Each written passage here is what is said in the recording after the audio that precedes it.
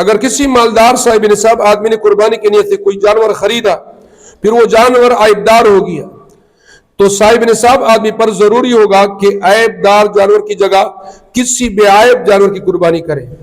اگر کسی فقیر آدمی نے قربانی کی نیت سے یا کوئی جانور خریدا، پھر وہ جانور عیبدار ہو گیا، تو فقیر آدمی وہی عیبدار جانور کی قربانی کرے کافی ہے۔ فقیر کے لیے دوسرا جانور خرید کر قربانی کرنا ضروری نہیں۔ مالدار سڑے دے آغد پر قربانی پر ساروے واقش تو پاگی کے عیب پیدا شو نوز پدے بل ساروے اخلی پدے عیبدار زناور بنی قربانی نے کی گی خو بلا یو فقیر سڑی قربانی دا پر ساروے واقش تو او آگے کے عیب پیدا شو پدے فقیر سڑے دم روس و طاقت نشے بل ساروے والی، تو لہذا فقیر سڑے ہم پدگا عیبدار زناور بنی قربانیوں کی صحیح ہے۔ اگر کسی نے قربانی کے لیے بے عیب جانور خریدا تھا مگر بعد میں کوئی ایسا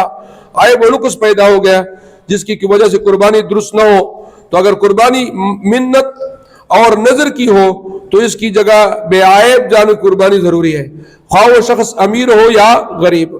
اگر قربانی نظر اور منت کی نہ ہو تو غریب کے لیے اس عیبدار جانور کی قربانی کر دینا کافی ہے، اور امیر پر اس کی جگہ دوسرے بے عیب جانور قربانی کرنا ضروری ہے۔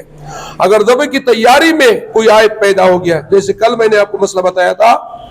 کہ اگر آپ نے جانور کو لٹانے کی کوشش کی ذبح کرنے کے لیے اور اس دوران اس کا ٹانگ ٹوٹ گیا، تو پھر اگر مالدار ہو یا غریب ہو لیکن ذبح کرتے وقت اس میں کوئی عیب پیدا ہو گیا تو اس پر قربانی جائز ہے۔